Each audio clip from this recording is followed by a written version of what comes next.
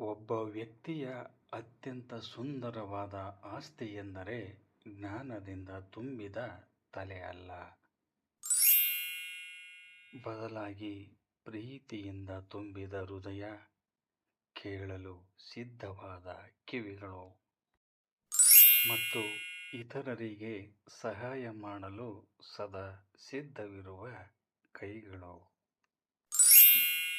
ಯೋಚಿಸಿ ಪರಿಶೀಲಿಸಿದಾಗ ನಮ್ಮ ಈ ಶಾಶ್ವತವಲ್ಲದ ಜೀವನದಲ್ಲಿ ಬದುಕನ್ನು ಶಾಶ್ವತವಾಗಿಸಲು ನಮ್ಮ ಕೈ, ಹೃದಯ ಮತ್ತು ಜ್ಞಾನವನ್ನು ಇನ್ನೊಬ್ಬರಿಗೆ ಬಳಕೆ ಮಾಡುವುದೇ ನಿಜವಾದ ಜೀವನಕ್ಕೆ ಅರ್ಥ ಬರುತ್ತದೆ ಎನ್ನುವುದರಲ್ಲಿ ಸಂಶಯವಿಲ್ಲ.